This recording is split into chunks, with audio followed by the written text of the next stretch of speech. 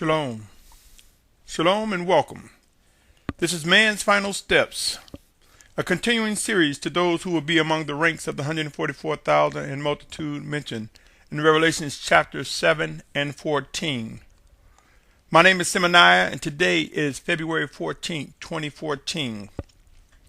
And in this segment of Man's Final Step, it is entitled, Unaware of Current Conditions. Unaware of current conditions. My brothers and sisters, we have entered into an era never before witnessed by man. We have little time left before the return of our Mashiach, our Messiah Yahushua. Scriptures foretell of many events that must come to be before we reach the day of Yahushua's return.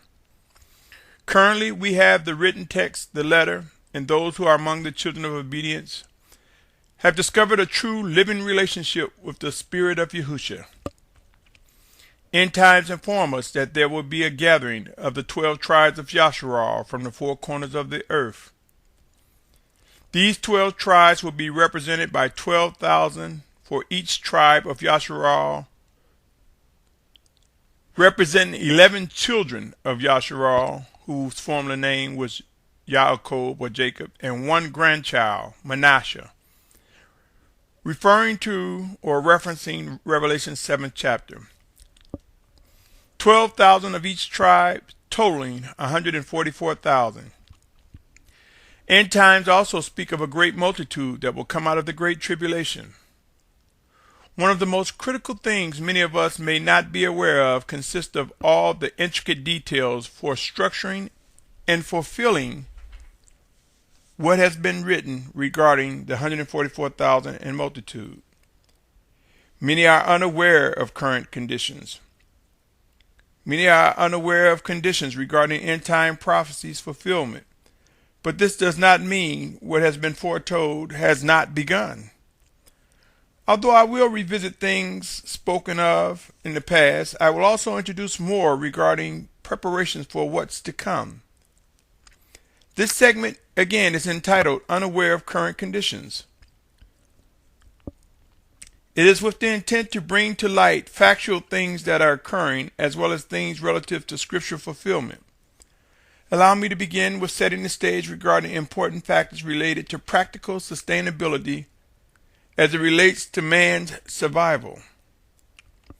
There are three critical things we need, my brothers and sisters, from a practical perspective. They are fresh water, fresh air, and food. I am very much aware that man does not live by bread alone, but by every word that proceeds out of the mouth of the Almighty Father Yahuwah. Yes, I am aware of this. Thus the usage of the words practical perspective in terms of man's survival. Each of these three major needs, fresh air, fresh water, and food, are threatened and degraded and are degrading rapidly with each passing day.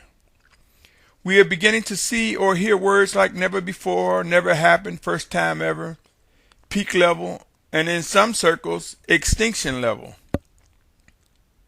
and many more words describing what is perceived by many scientists as global leaders come together to discuss man's possible extinction if there is not any intervention. The rate in which critical needs are diminishing is alarming, and there are many insurance companies or people of wealth trying to mask the real conditions in order to preserve their wealth.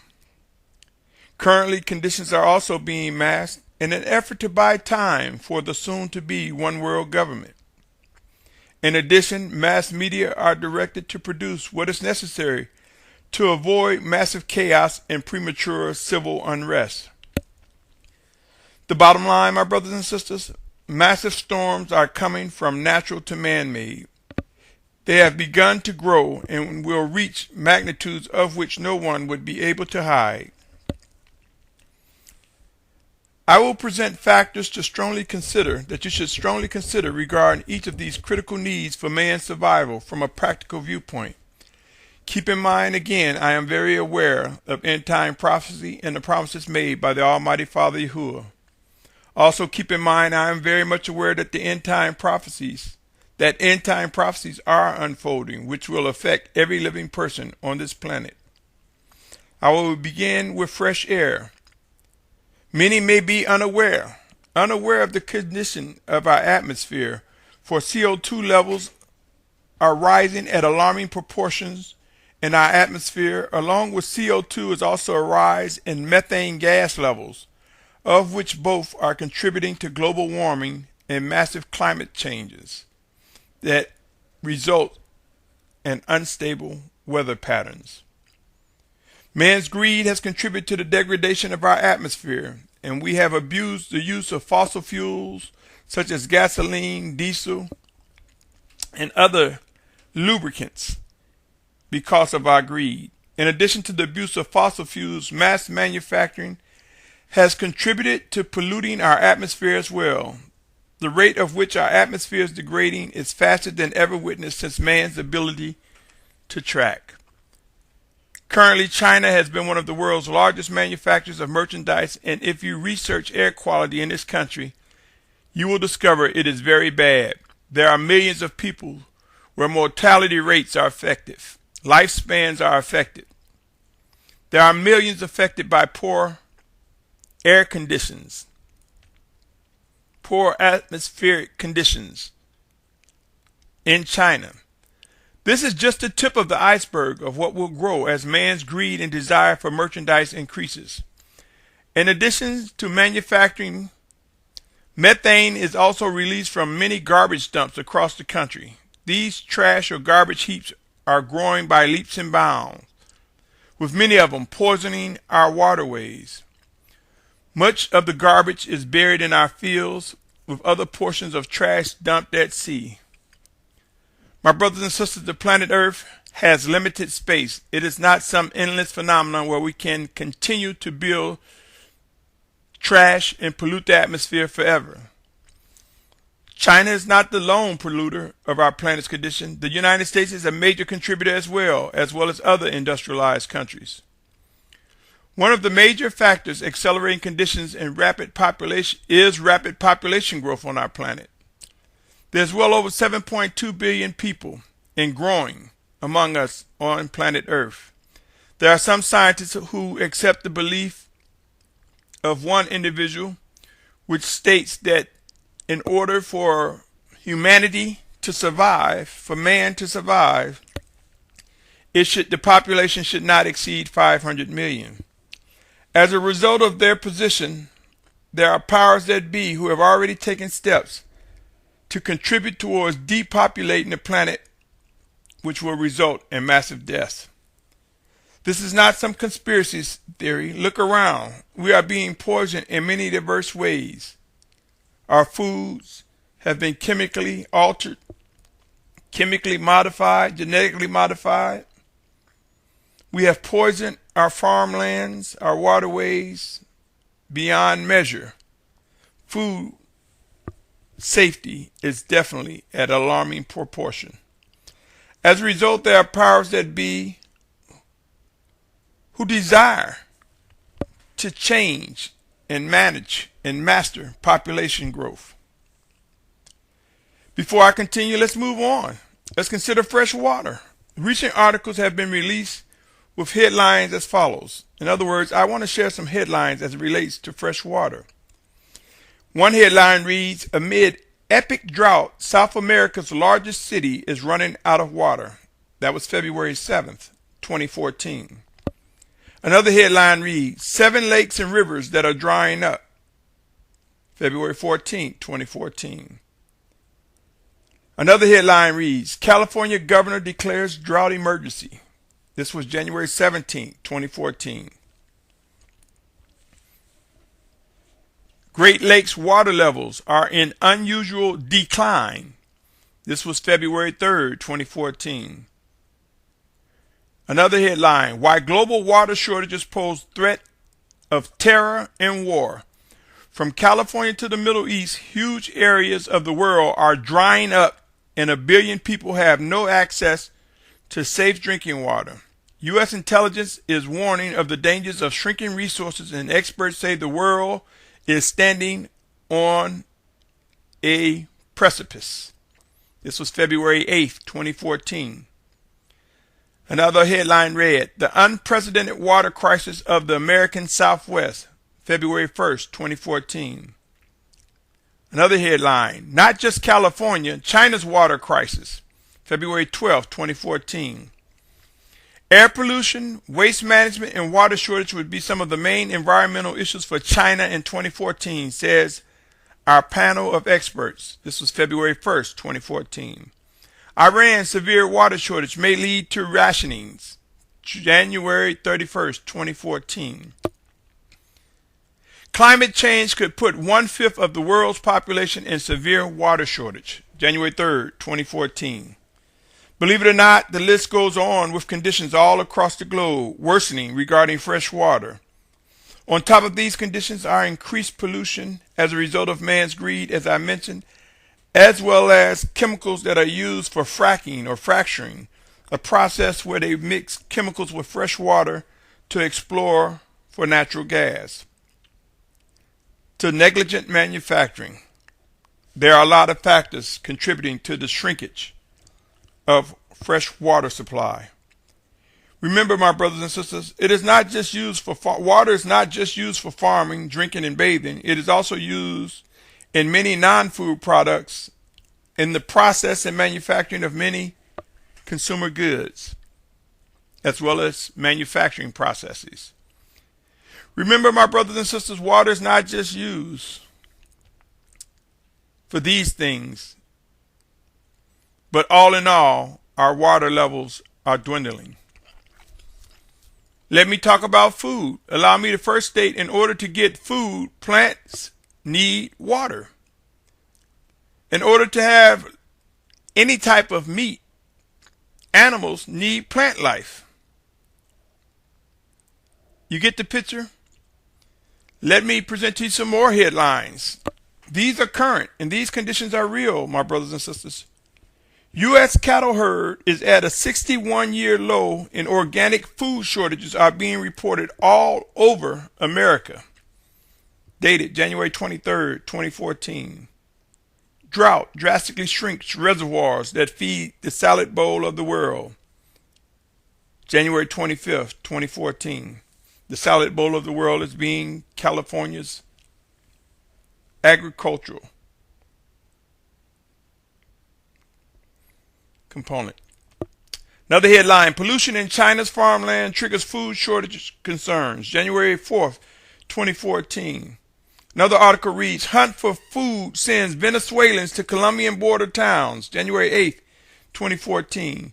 China faces food shortage over polluted agricultural land. January 9th, 2014. Real shortages. Global demand for grains has soared, and various national and international agencies are predicting that shortages are likely. As a result, many nations are stockpiling reserves. Throughout Asia and the developing world, governments are working to establish significant reserves. It's time for the U.S. government to recognize the crisis and take action. This is dated February 14, 2014. World demand to outpace food supply in coming decades, UN claims. This was dated January 30th, 2013. My brothers and sisters, these headlines and highlights are real. They are not fake nor fabricated. Those who grab comforting words to dismiss the realities of what's truly unfolding do not make the conditions go away. Those who say, I ain't worried, the Most High is going to take care of me, but yet they ignore the signs of the times and what must be done in order to benefit from the Most High Father taking care of them. My brothers and sisters, everyone has a task to perform. We are not given breath in a heartbeat just to lay around and just go with business as usual and say, oh, the Father's going to take care of me. I'm not worried. I'm not concerned. We should be concerned of what is expected of us and be obedient to the living guidance of the Spirit of Yahushua.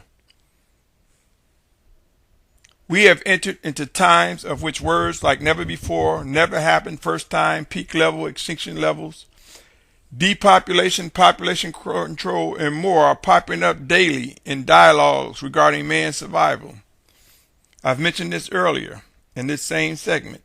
To those who have placed their trust in the Almighty Father Yahuwah, those who have accepted and embraced Yahushua as Mashiach, as our Messiah, we know there is a plan beyond the skills and the control of man. Allow me to just share an example of some scripture that describes a process in which judgment came upon the face of the earth. Amos 4:6-9. And I also gave you cleanness of teeth in all your cities and lack of bread in all your places. But you did not turn back to me, declares Yahuwah. 4:7 says, and I also withheld rain from you 3 months before the harvest. Then I would send rain on one city and on another city. I would not send rain. One part was rained upon, and where it did not rain, the part would dry up. Then 2 or 3 cities would wander to another city to drink water, but they were not satisfied. But you did not turn back to me, declares Yahuwah. I have smitten you with blight and with mildew. The creeping locust devoured your many gardens and your vineyards, and your fig trees, and your olive trees. But you did not turn back to me, declares Yahuwah. The wrath of Yahuwah, we have seen patterns throughout days of old, where his wrath results in famine, drought, pestilence, and disease. Matthew 24:6-7 says, and you shall begin to hear of fighting and reports of fighting. See that you are not troubled, for these have to take place, but the end is not yet. For nation shall rise against nation, and reign against reign, and there shall be scarcities of food, deadly diseases, and earthquake in places. Just an excerpt of what to expect. Revelation 6:8. Sometime during the great tribulation there will be massive death. Here's one example, 6:8. And I looked and saw a pale horse, and he who sat on it had the name Death, and the grave followed with him, and authority was given to them over a fourth of the earth to kill with sword, and with hunger, and with death, and by the beasts of the earth. First, that was Revelation 6:8. 1 Thessalonians 5:1-4 read, now, brothers, as the times and the seasons you do not need to be written to. For you yourselves know very well that the day of Yahuwah comes as a thief in the night. For when they say peace and safety, then sudden destruction comes upon them as labor pains upon a pregnant woman, and they shall not escape. But you, brothers, are not in darkness, so that this day should overtake you as a thief. My brothers and sisters, we have entered into man's final steps. Yes, end times are upon us, and conditions worldwide will get worse. Scriptures foretell of a gathering from the four corners of the earth. It also foretells of the children of obedience that are not appointed to wrath. I submit to you, there will be the 144,000 in multitude who will be guided to a safe appointed place, with the exception of those who will be martyrs. Those who will be betrayed by brothers, sisters, family members, friends, and loved ones. I submit to you, there is much work to be done. The children of obedience will be on one accord with one mind. There will be unity among us. Yes, my brothers and sisters, there are many of us unaware of current conditions. But remember, in our state of knowing or not knowing, end-time prophecies will continue to unfold. End-time prophecies will be fulfilled, and they will not wait until we get the memo, so to speak. They will not wait till we respond. Whether we bury our heads in the sand or just plain ignore what is unfolding or not, the realities of what is coming to be continues to match what is written in scriptures, continues to match prophecies that have been foretold since days of old. It's only a matter of time, and we will witness civil unrest, turmoil, upheaval, increased violence, much, much more in the wake of intense famine, which is food shortages, drought, severe water shortages, pestilence, and disease. My brothers and sisters, I cannot stress it enough, the importance to earnestly seek the face of the Spirit of Yahushua and discover your true identity and what must be done, what is being asked of you. You see, there are many details unfolding regarding the gathering of the 144,000 in multitude. The time is at hand to begin managing our time wisely and earnestly pursue our purpose in life. The time is at hand to earnestly seek to discern and respond with precision regarding what must and will be done. Choose wisely, my brothers and sisters, this day who you will hear and obey. For there are no rewinds. We will not get any do-over opportunities. As each day passes, we will be held accountable for the decisions we make. Again, allow me to reiterate. Being unaware of current conditions do not make them disappear, slow down, tarry, retreat, or stop. End times are here, and they are intensifying more rapidly than most realize. I will close with saying, these conditions are real. They are on their way to our doorsteps, if not already. Be encouraged, my family. My brothers and sisters, this plan belongs to the Most High Father Yahuwah, and He is making demands and orders that will bring scriptures into fulfillment. Until next time, my brothers and sisters, continue to be encouraged. Continue to pursue improved worship and obedience. Continue to seek after discernment and understanding of what must be done, what will be done. For without such, there will be much pain, sorrow, and regret. Until next time, my family, stay tuned as this series, Man's Final Steps, continues. Shalom, shalom, shalom.